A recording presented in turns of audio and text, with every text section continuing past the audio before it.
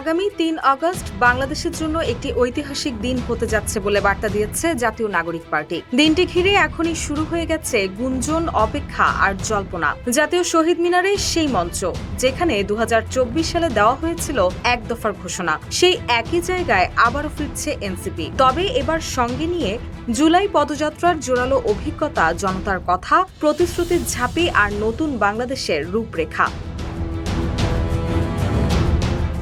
এদিনের কর্মসূচি বাস্তবায়নে সারা দেশের নেতাকর্মীদের নির্দেশনা দিয়েছে দলটির সদস্য সচিব আক্তার হোসেন। এনসিপির প্রচার ও প্রকাশনা বিষয়ক সম্পাদক মোহাম্মদ মিরাজ মিয়া স্বাক্ষরিত এক বিজ্ঞপ্তিতে এ তথ্য জানায় দলটি। বান্ডেল থাকলে প্রতি সেনমানিতে টাকা বাঁচবে।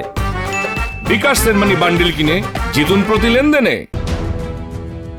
বিজ্ঞপ্তিতে বলা হয়, বিপুল আগ্রহ ও জনসমাগমের মাধ্যমে এনসিপি তার মাসব্যাপী দেশ গড়তে জুলাই পদযাত্রা কর্মসূচি সম্পূর্ণ করেছে। বিগত জুলাই মাস জুড়ে এই বাংলাদেশের অসংখ্য জনপদে, গ্রামগঞ্জে, শহরে, নগরে এনসিপি গিয়েছে, কথা বলেছে শ্রমিক, কৃষক, দিনমজুর, গৃহিণী সহ এদেশের বিভিন্ন পেশাজীবী মানুষের সঙ্গে। সেখানে এনসিপির নেতৃবৃন্দ প্রতিশ্রুতি দিয়েছিল, পদযাত্রা শেষে জনগণের এই কথাগুলো তারা তুলে ধরবেন, ঘোষণা করবেন নতুন বাংলাদেশের প্রতিশ্রুতি। ২০২৪-এর ৩ আগস্ট যেখানে এক দফার ঘোষণা হয়েছিল, সেই শহীদ মিনারে এদিন এক দফার ঘোষক নাহিদ ইসলাম আসছেন এনসিপিকে নিয়ে। সেখানেই তুলে ধরবেন বিগত এক মাস ধরে পাওয়া এদেশের নাগরিকদের ভাবনাগুলো, তাদের চাওয়া পাওয়াগুলো, আগামীর বাংলাদেশ বিনির্মাণে এনসিপির প্রতিশ্রুতিগুলো এবং ঘোষণা করবেন জুলাই ঘোষণাপত্র ও সনদ বাস্তবায়নের দাবিতে পরবর্তী কর্মসূচি।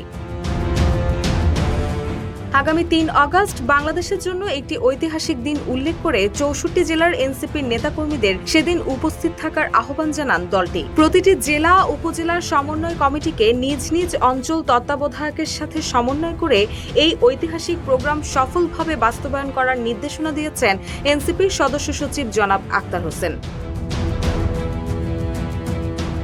বিজ্ঞপ্তিতে আরও বলা হয়, ওই দিন বাংলাদেশের জন্য নতুন কিছু আসছে, দেখা হচ্ছে নতুন বাংলাদেশ বিনির্মাণের সন্ধিক্ষণে। প্রশ্ন উঠছে, ৩ আগস্ট কি শুধুই একটি সমাবেশ, নাকি সত্যি জন্ম নিচ্ছে একটি নতুন ধারার রাজনীতি, যেখানে প্রতিশ্রুতি নয়, জনগণের অভিজ্ঞতাই হয়ে উঠবে ভবিষ্যতের নকশা।